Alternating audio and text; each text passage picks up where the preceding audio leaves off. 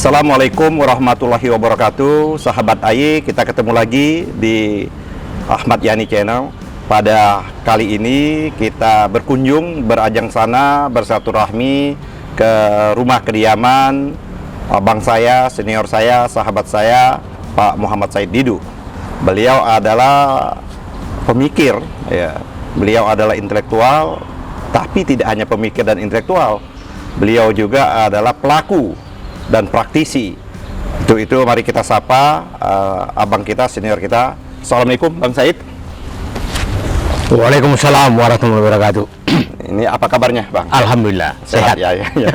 Kelihatannya memang suasana ini kita tadi pakai masker, tapi kita buka. Sesungguhnya walaupun tidak pakai masker, dengan suasana yang terbuka, dengan jarak ini, insya Allah COVID akan jauh dari kita, seperti itu. Aman lah. Rumah abang juga asri, ya kan. Kediaman ini dekat masjid tadi ya, kita sempat sholat asar bersama-sama. Ini rumah yang dekat masjid itu mendapat berkah. Jadi dan kalau selalu mendapat limpahan rezeki. Ya. Kalau orang tuh cari masjid untuk bangun rumah, kalau saya bangun rumah, masjid yang datang. Alhamdulillah, amin. Itu dapat berkah. Ya. Berkah. Bang, kita sore ini mau bincang-bincang, ya. Sama-sama kita ketahui persoalan bangsa kita ini mengalami persoalan yang sangat berat saat ini. Abang kan juga pelaku sebenarnya, tidak hanya pemikir, pelaku juga dalam dekade perjalanan bangsa ini, bahkan bisa dijadikan pelaku sejarah. Sama-sama kita ketahui bangsa kita merdeka dari tahun 45 sampai saat ini hampir lebih kurang 75 tahun lebih kita merdeka. Tujuan proklamasi, cita-cita proklamasi itu satu diantaranya adalah mensejahterakan, ya kan, rakyat Indonesia. Kita mengalami pasang surut, kita pernah mengalami jatuh betul tahun 65. Setelah itu Pak Harto bangkit kembali tahun 98, ya kan, kita jatuh lagi, ya. Tapi sempat kita agak coba bangkit, tapi setelah itu kita terpuruk sampai saat ini. Nah, abang kan masuk dalam pusaran itu tahun 98, abang udah masuk pusaran itu. Hal-hal yang mungkin banyak tidak diketahui oleh publik saat ini, yang belum sempat terkemuka. Mungkin abang bisa bercerita lah hal-hal itu dulu sebelum kita membahas pokok-pokok persoalan kekinian. Gimana Bang? Saya krisis 98 tuh, saya betul-betul karena saya semacam asisten Pak Habibie dalam bidang politik. Saya anggota MPR, jadi saya sidang umum MPR. Saya di dalam itu demonstrasi mahasiswa ada. Jadi saya mengalami betul bagaimana krisis saat itu. Krisis saat itu betul-betul itulah krisis multidimensi. Awalnya krisis finansial global, terus naiklah dolar dari 2.400 ke 18.000 sempat satu hari, kemudian stabil di 16.000. Krisis politik yang sangat menegangkan. Kita nggak tahu siapa kawan, siapa lawan. Siapa kawan, siapa lawan nggak jelas sama sekali. Kita dulu hanya pelaku lapangan aja Bang. Ya, kita nggak tahu dan dinamika tiap detik bisa terjadi. Bayangkan Pak Habibie yang kecepatan mengambil keputusan, memecat, ingat masih memecat Prabowo yang sangat fenomenal gitu kan. Dalam hitungan jam. Dalam hitungan jam. Dan yang itulah yang terjadi. Dan jadi krisis saat itu anatominya, satu krisis politik, kedua krisis kepercayaan, ketiga krisis ekonomi, keempat krisis fiskal, dan kelima krisis finansial. Itu benar-benar krisis yang multidimensi, dan memang itulah dibutuhkan pemimpin yang mengambil keputusan yang tepat. Nah, saat itu apa yang dilakukan Pak Habibie pada saat Pak Harto menyerahkan ke Pak Habibie, Pak Habibie dia lakukan dulu adalah membangkitkan persatuan. Itu yang dilakukan. Jadi membangkitkan persatuan, yang dia lakukan langsung membebaskan tahanan politik, memberikan abolisi, memberikan kebebasan pers, semua orang bebas bicara, termasuk bebas untuk mendirikan partai. Mendirikan partai. Nah, itulah jadi reformasi di Pak Habibie sebenarnya. Nah, itu ratusan undang-undang diubah. Nah, dengan hari demi hari kita lihat akhirnya. Bayangkan Bang, memang kalau tadi ratusan undang-undang, saya kan pernah di DPR. Memang ternyata baik secara kuantitas, kualitas, kalau kita mau lihat periodisasi Pak Habibie itu luar biasa produktivitas undang-undangnya. Dan menurut saya saat itu betul-betul undang-undang dibentuk untuk menata secara mandiri bangsa ini. Dan berpikir ke depan. Berpikir ke depan. Betul. Berbeda dengan undang-undang yang dibentuk pada saat reformasi. Basisnya adalah kebencian. Kebencian kepada Pak Harto dan Orde Baru. Akhirnya semua yang diubah. Saya sering kali itu Bang, itu adalah membuat undang-undang dalam keadaan marah. Nah, marah. Betul. Dia kan marah. Saya pikir kalau kita ingat Ali bin Abi Thalib kan mengatakan jangan marah saat mengambil keputusan pada saat marah dan jangan memberikan janji pada saat gembira. Nah, jadi jangan mengambil keputusan dalam keadaan marah, jangan memberikan janji pada saat gembira. Nah, itu. Nah, saya pikir Pak Habibie melakukan Ali bin Abi Thalib. Nah, sekarang kondisi saat itu yang bedanya adalah saat itu ekonomi rakyat kuat. Yang hancur adalah ekonomi tingkat atas, menengah ke atas, lembaga perbankan dan lembaga keuangan, dan sehingga hancur betul. Jadi pada saat itu saya menganggap bahwa ini Allah sedang membuat pemerataan.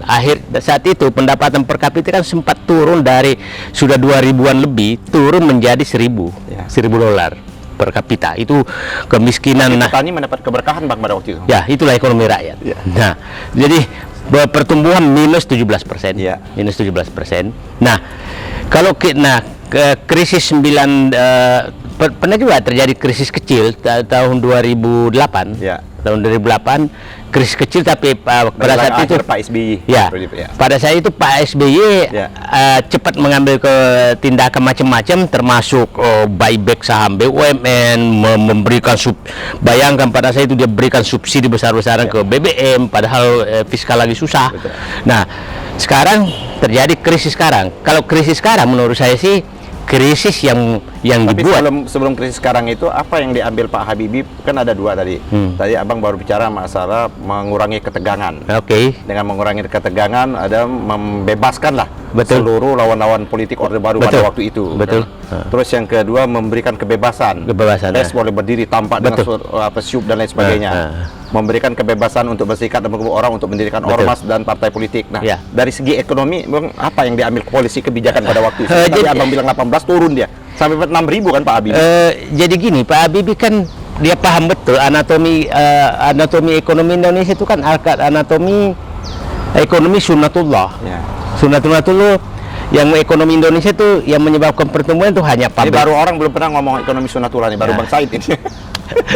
Jadi ekonominya sunnatullah, karena di sini kan yang menyebabkan ekonomi Indonesia bangkit itu adalah pabrik Allah, dan sunnatullah itu adalah konsumsi. Nah, saat itu Habibie hanya memberikan kepastian sehingga memanfaatkan momentum dolar yang melemah, maka semua harga coklat, makanya coklat, CPO semua naik, maka seluruh rakyat menikmati. Coklat, kopi semuanya. Semua naik karena gara-gara dolar. Akhirnya kan kalau ke kampung saya di Sulawesi bertanya, Pak, kapan lagi krisis 98? Dia rindu karena kenaikan. Nah, ini berbeda. Nah, kemudian dia lakukan itu, akhirnya uang berputar. Kemudian dia tertibkan di atas, makanya meneruskan sikap sikap daripada menghapuskan perbankan, mengambil aset semua, ini BPPN. Nah, pada saat BPPN itu loh, kan rusaknya BPPN setelah dilanjutkan. Ya kan, bukan di saat Habibie gitu kan. Betul. Pada saat ada pengampunan dan itu setelah memberikan rilis yang sedemikian rupa sehingga recovery-nya hanya 26% gitu dari total. Bayangkan kehilangan BLBI itu kan sekitar 661 triliun, besar sekali saat itu. APBN kita hampir sama dengan APBN. Hampir sama dengan APBN. Sampai saat ini, Bang. Sampai saat ini. Jadi kemudian dia memberikan kepercayaan kepada internasional. Nah, bayangkan Pak Habibie memberikan kepercayaan kepada internasional bahwa kami komitmen dengan perjanjian-perjanjian internasional. Dia mematikan proyek legasinya dia. N250 pesawatnya, dan dia tanda tangan sendiri untuk menghentikan semua proyek-proyek legasi yang dia bangun puluhan tahun. Nah, itu contoh Jadi pemimpin. Mematikan mimpinya demi menyelamatkan rakyatnya. Menyelamatkan rakyatnya, sehingga internasional percaya, oh orang ini oke. Orang ini oke. Nah, sempat saya dulu artinya orang ini dianggap tidak punya kepentingan karena kepentingan pribadinya pun dia kan. Nah, yang menarik Pak Yani adalah saya saat itu kan di dalam, Pak, ada diskusi kenapa PTDI, PT PAL, PT Pindad dimatikan. Dia bilang ini kita selamatkan dulu, itu gampang, nanti kita selesaikan setelah sudah selamat. Itu kata-kata beliau. Berarti dia punya skala prioritas untuk menyelamatkan bangsa. Menyelamatkan bangsa lebih dahulu. Betul. Bukan legasinya. Nah, sangat berbeda dengan krisis sekarang ini. Krisis sekarang ini kan sebenarnya menurut saya ini krisis yang dibuat, bukan krisis yang terjadi. Nah, dibuat itu sebenarnya atau karena kesalahan manajemen atau kesalahan apa seperti itu. Nah, ya itulah karena atau bahasa orang lain itu. Ketidakmampuan sehingga membuat kesalahan. Ketidakmampuan sehingga membuat kesalahan-kesalahan yang sangat tinggi kan. Sebenarnya awal dari krisis di kita ini adalah itu dimulai di 2017-an. 2016-an. 2016 kita tahu kita mulai membersihkan semua.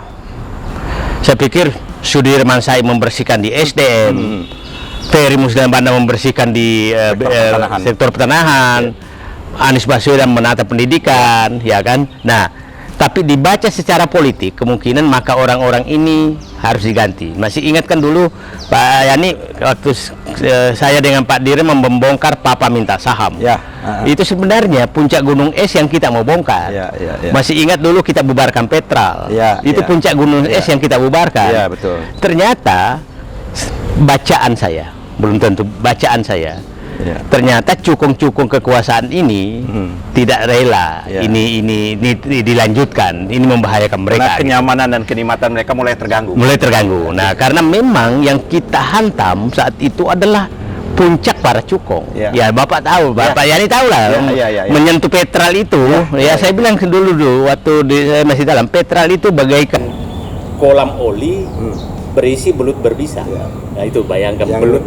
Ada juga informasi ya Bang Said, bahwa pelakunya itu bisa masuk keluar istana, bisa masuk rumah seperti itu, yang dia sangat akrab sekali dengan mengambil kebijakan itu. Saya katakan cukung kekuasaan Indonesia itu tetap, penguasanya ganti-ganti. Betul. Dan mereka tuh lewat jendela masuknya, bukan lewat pintu. Kita nungguin di pintu nggak ketemu, tapi langsung di dapur. Jendelanya jendela belakang lagi. Jendela belakang ke dapur gitu ya. Di kompornya dapur kita kalah. Sementara Pak Yani sebagai politisi lewat pintu depan.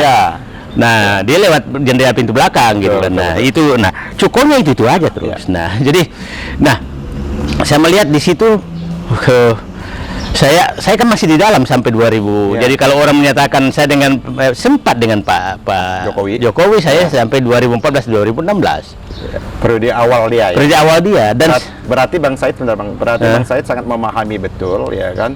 Pada waktu periode awal itu kan banyak sekali janji-janji yang ingin dikemukakan campaign pada waktu itu. Sehingga Pak Jokowi kan memenangkan pertarungan itu. Nah, sempat saya dengan Pak Dirman ngobrol, Pak, ini kok janjinya kok nggak masuk akal semua ini. Termasuk ekonomi meroket. Itu janjikan menyatakan tidak akan nambah utang, tidak akan impor dengan berbagai jenis-jenis, menciptakan tenaga kerja, pertumbuhan tinggi, beli Indosat. Saya bilang ini kalau saya ini nggak masuk akal semua, Tapi saya pikir semua ini adalah karena keberhasilan menghipnotis tanda kutip rakyat dengan SMK. Jadi itu saya bilang sampai sekarang nggak kedengaran kabarnya. Nah, itulah saya masih punya cita-cita Bang Yani, membuat namanya nanti patung kebohongan SMK. Karena itu SMK itulah biang segala-galanya. Karena dengan SMK berhasil menghipnotis, maka cara SMK itu, jadi maksud saya. Jadi bukan hanya rakyat kecil yang terhipnotis, banyak. DPR periode saya udah beli itu. Prabowo aja beli gitu kan. Nah, jadi saya bilang paradigma Pak Jokowi meneruskan terus adalah paradigma SMK. Istilah hipnotis SMK. Nah, hipnotis SMK ini kan dipakai setiap saat sampai sekarang masih dipakai terus kalau dulu kan istilah ada Wijoyonomics, ada Habibinomics, ini SMK-nomics gitu. Nah, hipnotis SMK-nomics. Nah, itulah terjadi dan sampai sekarang itu kita lihatlah terakhir. Nah, jadi menurut saya ada mungkin pemikiran dia rakyat Indonesia gampang kok dibohongin, dikasih janji palsu maka lupa lagi kebohongan sebelumnya. Itu yang kelihatannya kita ada masalah. Agak serius ini, Bang Said ya. Kan kita mengetahui pada waktu Pak Jokowi running dari gubernur naik ke calon presiden dengan berapa janji-janji tadi yang sudah dikemukakan. Dan janji itu kan adalah bisa terukur, ya kan? Bagaimana melaksanakan dan mengeksekusi janji tersebut. Dan Bang Said dalam periode awalnya masih ikut serta seperti itu. Nah, apa yang membuat kendala sesungguhnya janji yang tidak masuk akal tadi atau yang kerjanya tidak masuk akal yang menurut Bang Said itu ini terus akhirnya kan memompa ekonomi kita tidak efisien atau mengalami semacam pembangunan yang infrastruktur yang besar-besaran juga, banyak juga masyarakat memberikan apresiasi dalam seperti itu. Gimana itu Bang Said? Saya melihatnya begini, ini saya merefer ke ininya Pak Salim Said menyatakan siapa sih yang berkuasa di Indonesia ini sebenarnya itu kan. Tapi bagi saya bukan itu pertanyaannya. Kalau seorang pemimpin itu menjadikan semua orang sebagai supporting, bukan sebagai pemain utama, ya kan? Ini kan berarti dia nggak pemain utama kalau ada menyatakan bahwa ada orang yang lebih berkuasa, gitu kan? Nah, tapi saya melihat sih faktanya ada yang demikian karena begini. Pada saat kan kita mengini Papa minta saham, itu tiap hari kita tegang karena kadang-kadang disuruh maju, kadang-kadang disuruh mundur. Iya, betul. Nah, berarti ada kekuatan yang anti klimaks. Anti klimaks. Nah, coba bayangkan pada saat Pak Yani ingat kan yang pada saat pertama membongkar tenaga kerja Cina kan saya 2016. Betul. Itu saya dibully habis-habisan dan dimarahi. Nah, mungkin juga gara-gara itu saya harus dikeluarkan. karena itu sebuah pilihan. Iya, pilihan. Nah, jadi tadi saya kembali, kenapa saya katakan ekonomi ini krisis ini dibuat karena sudah lebih besar pasak daripada tiang. Itu kan begini. Kita lihat yang dia kejar adalah infrastruktur. Kita tahu infrastruktur itu adalah kalau kita bicara agak detail, infrastruktur itu ada 3 kelompok, Pak. Ini infrastruktur dasar, infrastruktur ekonomi, dan infrastruktur komersial. Nah, infrastruktur dasar itu irigasi, SD, puskesmas, jalan desa, itu infrastruktur dasar. Itu dalam rangka untuk mewujudkan janji-janji proklamasi. Nah, yang kedua, infrastruktur ekonomi adalah infrastruktur yang digunakan untuk memacu ekonomi tapi secara gratis. Itu jalan kabupaten, pelabuhan, provinsi. Nah, infrastruktur komersial adalah infrastruktur yang terkait dengan kegiatan ekonomi komersial, jalan tol, bandara, itu. Nah, yang ini kan Pak kereta api cepat itu ekonomi. Pak Jokowi mengutamakan yang ketiga, tapi problemnya adalah dia tidak mengabaikan kelayakan ekonominya, mengabaikan kelayakan ekonomi sehingga melakukan studi kelayakan mereka. Saya karena begini, kalau kita menghadapi pemimpin tuh dia tidak mau mendengar, jalan problem aja. Kalau pemimpin yang kupingnya tertutup, kupingnya tertutup dan dia jalan dengan kiri kanan, dia bilang hipnotis SMK.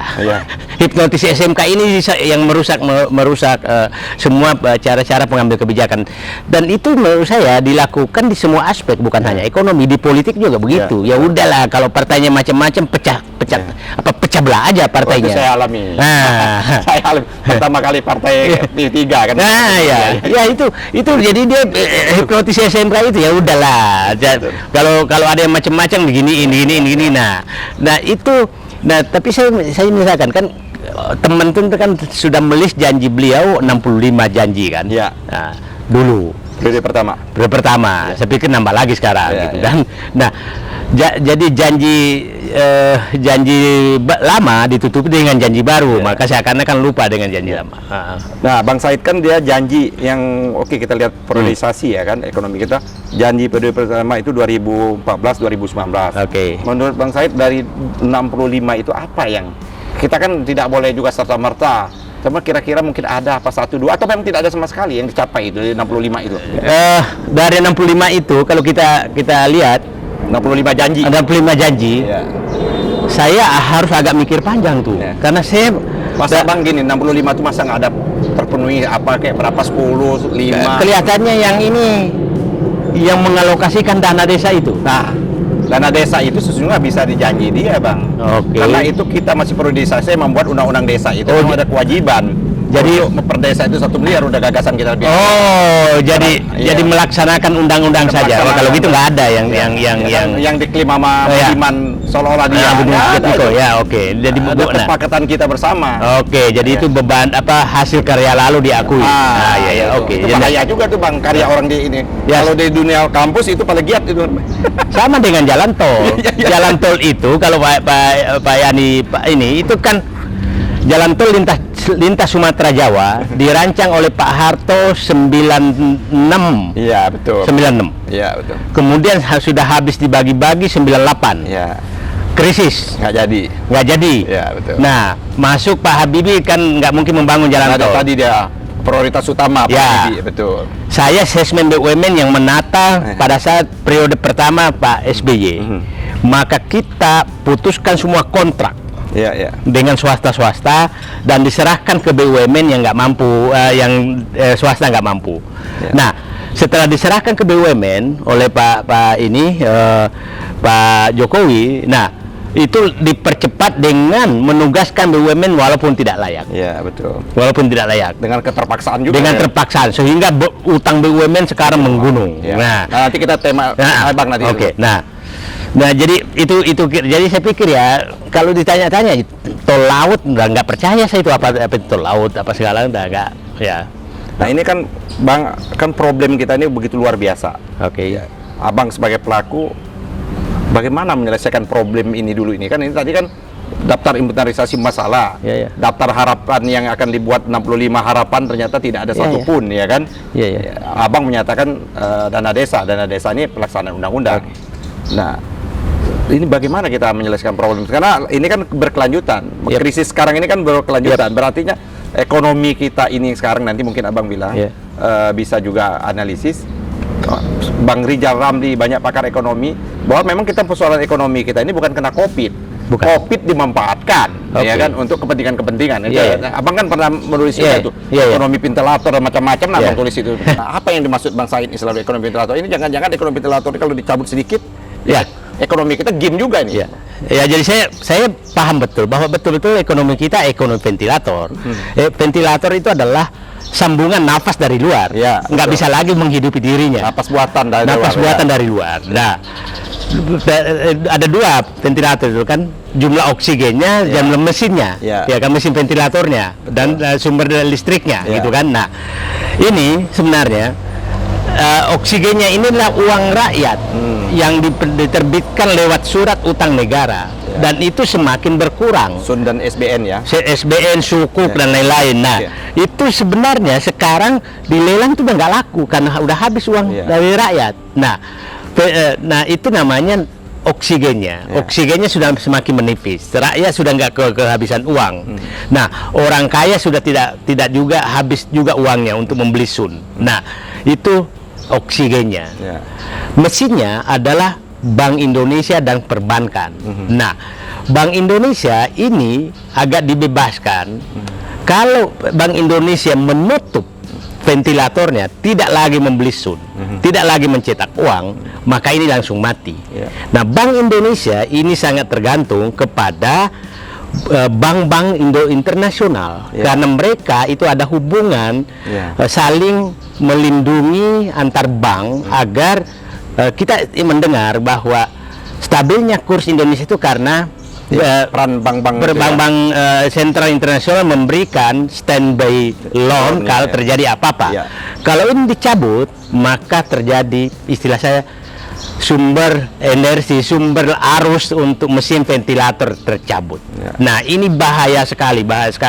Jadi, kenapa saya katakan ventilator? Karena ini kita tidak tahu apakah hari ini dicabut, apakah besok dicabut, karena bisa terpaksa tercabut. Nah, oksigennya semakin menipis, gitu loh Mas. Itu namanya ekonomi Ya, ventilator. tadi kan bank-bank sentral ini kan ada yang namanya perkumpulan bank-bank sentral seluruh Betul. negara-negara itu kan. Betul.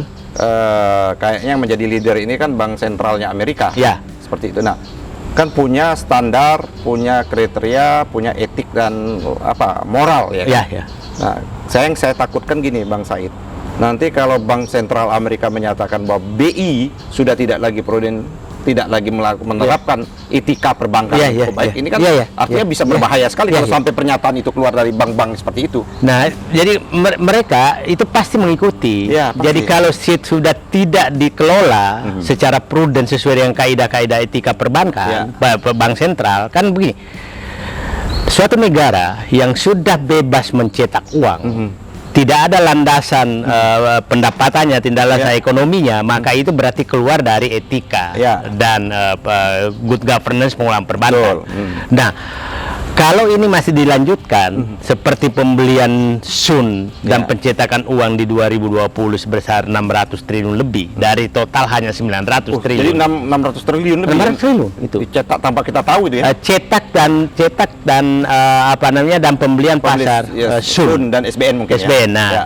itu sekarang numpuk di Bank Indonesia. Ini yang terakhir Bang, kan kondisi udah begitu parah. Pemerintah juga coba juga membuat kebijakan tapi juga tidak dianggap membantu. Terakhir kan Abang lihat juga bagaimana pemerintah melalui Ibu Sri Mulyani mengumumkan yang gerakan wakaf itu sendiri. Itu kan untuk memobilisasi, ternyata pun tidak efek. Kan ini menyangkut gerakan wakaf yang membuat partisipasi rakyat itu kan yang paling penting itu trust. Ya. Nah, kalau rakyat sudah tidak ada trust lagi, bagaimana rakyat mau partisipasi? Jadi ini saya kasih contoh. Gerakan wakaf nasional itu seperti itu. Ya, saya kasih contoh lah. Ya. Masjid saya ini wakaf seorang mualaf yang kira-kira 60 miliar. Kira-kira kalau disuruh dia menyerahkan uangnya ke negara untuk dikelola, mau nggak? Nggak usah 10 miliar aja. Udah 10 juta aja juga mikir, mending kasih aja bantu langsung ke. Trust itu menjadi sangat penting. Trust sangat penting. Nah, Pak dibantah oleh pemerintah kan bahwa pemerintah nggak ngambil kok.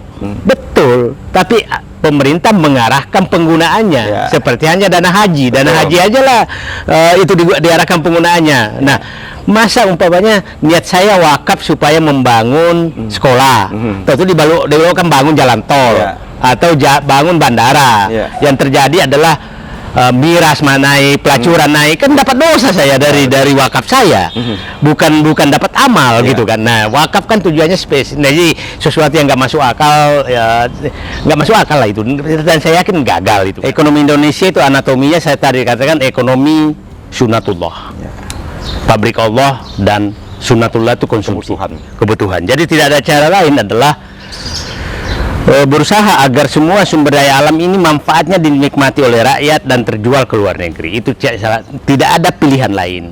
Kemudian konsumsi harus dinaikkan itu supaya tumbuh ekonomi. Nah, problem di Indonesia ini adalah pendapatan turun, pengeluaran naik.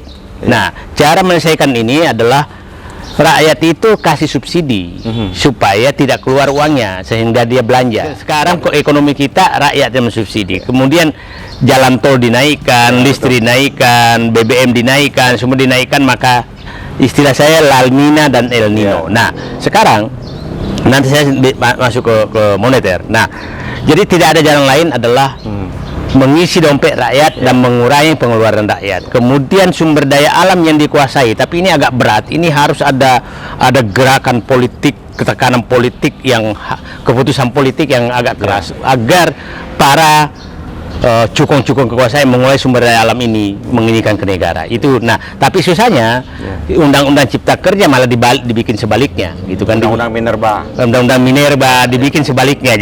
Jadi semua kontradiktif. Jadi kalau ada mengharap bahwa ekonomi makin membaik, saya agak pesimis karena kebijakan yang bertolak belakang dengan yang seharusnya untuk penegakan ekonomi. Seharusnya kan pola kebijakan ekonominya untuk mengarah kebaikan, untuk kepentingan rakyat sebanyak-banyaknya. Tapi ternyata implikasi baik kebijakan dan regulasi undang-undang malah bertolak belakang. Bertolak belakang. Artinya ada kepentingan para petukong dan para oligarki ekonomi modal ini yang bermain terus-menerus ini. Nah, itu saya pikir itu fakta ini sekali. Jadi coba saya lama sekali membahas dengan DPR, membahas dengan apa. Kita tahu lah bahwa itu Ya, kita tahu lah. dan sebagian besar di teman-teman di Senayan itu kan ya kita tahu lah arahnya kemana gitu kan. Nah, itu kemudian moneter kita sekarang nanti saya bicara tentang fiskal. Moneter kita ini kan nilai kurs kita ini stabil karena seluruh dunia stabil. Nah, perlu saya jelaskan bahwa ini menyatakan bahwa penyebabnya adalah COVID itu hanya memicu indikator ekonomi sudah jelek. Udah jelek sebelum COVID. Nah, 2019 tuh udah jelek, sudah jelek sekali. Bahas 2020 tambah jelek. Nah, jadi kalau ada yang menyatakan bahwa COVID betul, tapi COVID itu hanya mempercepat kerusakan. Jadi pengelolaan moneter kita sekarang ini adalah menyedot uang sebanyak-banyaknya dari rakyat. Kemudian dimasukkan ke Bank Indonesia dan APBN untuk dibelanjakan. Sehingga terjadi La Nina, El Nino di ekonomi, La Nina di lembaga keuangan. Perbankan sekarang kelebihan likuiditas, termasuk Bank Indonesia, karena Bank Indonesia kan karena akibat undang Perpu nomor 1 dan undang nomor 2, dia kan membeli pasar perdana dan bahkan mencetak uang. Ya, padahal itu haram hukumnya. Haram hukumnya. Nah, utang kita sekarang sudah 6.000 lebih triliun. Perkiraan naiknya perkiraan saya kalau ini pemerintahan berlanjut dan tetap mekanisme seperti ini dipakai, maka kemungkinan besar Jokowi meninggalkan utang 10.000 triliun. Luar biasa itu hanya di pemerintah loh. Ya, belum swasta dengan BUMN kira-kira sekarang itu hampir 6.000 triliun. Berarti kalau kita jumlah pemerintah 6.000 tambah 6.000 12.000 triliun dong. Nah, sekarang terus sudah 11.000. 11.000 kalau diakui itu kayaknya. Nah, yang menarik data sekarang mulai disembunyikan. Iya. Nah, dulu data BUMN itu selalu Januari kita dapat. Sekarang nggak dikeluarkan sama sekali. Itu juga yang membuat Didik Rahbini agak menyap itu dia mengeluarkan agak emosional dia bilang seperti itu. Betul, karena begini, ada utang ke BUMN itu sekitar 200 triliun nggak dibuka oleh pemerintah ke Pertamina, PLN, banyak utang-utangnya ke mana-mana, utang pemerintah. Tapi nggak dimasukkan sebagai utang. Nah, sekarang ini kan dari kalau dia ini terus berarti sekarang tahun ini kalau nambah berarti 7.000 lebih. Oke. Kalau semangat yang sama 2022, 2003, 2004 ini 3 tahun tambah 1.000 lagi betul 10.000 triliun. Nah, kita masih aman utangnya karena persentase dari PDB masih di bawah 60%. Oke. Ini perlu saya jelaskan indikator ini tidak benar. Tidak bisa dipakai. Begini. PDB, persentase utang terhadap PDB itu berlaku apabila terjadi tax ratio yang sudah normal. Tax ratio normal itu negara lain itu rata-rata 20%. Maksudnya begini. Kita sekarang 8. Ya, mungkin sudah di bawah tax ratio dengan sekarang nggak ada peningkatan ekonomi. Nah, kenapa? Jadi kalau umpamanya ada PDB 1.000, maka 20% itu menjadi pendapatan negara. Oke? Nah, sekarang hanya 8%. Jadi, kalau hanya 8% berarti harusnya rasionya itu hanya 25%. Sekarang kita udah mendekati 40%, 2 kali lipat. Nah, tapi itu yang menarik menurut saya bukan itu. Yang menarik adalah kemampuan membayar, bukan rasio terhadap PDB. Betul, yang paling penting itu kemampuan membayar. Nah, kita tahu bahwa membayar cicilan dan bunga saja itu sudah 45% dari pendapatan negara. Berarti sisanya tinggal 55%. Nah, jadi sebenarnya kalau perusahaan ini sudah bangkrut karena dana untuk overhead negara, gaji, TNI, Polri itu 80%. Berarti sudah minus sebenarnya 25%. 20 sampai 25%. 25%. Nah, ini tidak lain ditambah ditutup utang. Nah, jadi ini sudah benar-benar negara utang. Nah, sekarang tahun ini kan Kalau orang Muslim kita nggak boleh berhutang. Nah. Kalau mati orang Muslim berhutang nggak masuk surga. Dia. Dan saya bilang kalau ini dikerek nanti kan katanya ceritanya saya nggak tahu, ada yang pernah saya dengar di akhirat nanti tuh orang yang ada utangnya kalau nggak dibayar dikerek benderanya di padang mahsyar gitu. Iya, betul. Jadi gini, Betul itu. jadi kita lihat nanti siapa kira-kira yang dikerek bendera membuat utang Indonesia gitu. Nah, jadi ini berat sekali. Nah, bagaimana menyelesaikan fiskal ini sebenarnya? Bagaimana menyelesaikan fiskal ini? Abang masih punya harapan untuk menyelesaikan carut marut yang begitu luar biasa? Saya sudah jelas utang di mana-mana, tapi masih muncul proyek-proyek legacy pribadi, pembangunan ibu kota baru, jalan tol, bandara. Ini yang menjadi beban akan datang karena jalan tol ini pasti rugi, bandara udah mangkrak di mana-mana. Kita kan menegakkan kedaulatan. Gitu kan. Betul, nah, coba bayangkan Singapura yang nggak punya sumber daya alam punya kedaulatan. Nah, kita lihatlah sekarang. Saya bermimpi sekali, adakah indikator yang membahagiakan? Semua turun. Indikator demokrasi turun, ketahanan pangan di bawah Zimbabwe, Ethiopia, gitu kan. Nah, jadi saya pikir, saya sih hanya menyatakan, dengan karakter kepemimpinan begini, saya agak pesimis. Ini harus ada perubahan karakter kepemimpinan. Mungkin dia dicari kayak Habibie kedua lah untuk menyelesaikan masalah ini. Oke, sahabat AY, kita tadi sudah mencoba memotret, mengkaji, menganalisa persoalan-persoalan ekonomi kita. Dari bincang-bincang ini agak memprihatinkan kita, agak mencemaskan kita. Masih ada harapan adalah apabila muncul kepemimpinan itu yang punya karakter, kepemimpinan yang akan menegakkan nilai-nilai kedaulatan, kepemimpinan yang tidak mengepentingkan kepentingannya membuat legasi personal, tapi adalah lebih kepentingan untuk rakyat bangsa secara menyeluruh. Nanti kita pada episode yang kedua akan berbicara masalah legacy, apa yang ditinggalkan oleh pemimpin-pemimpin itu. Sahabat AY, kita nanti ketemu lagi pada episode berikutnya. Terima kasih. Bila topik odaya, assalamualaikum warahmatullahi wabarakatuh. Waalaikumsalam.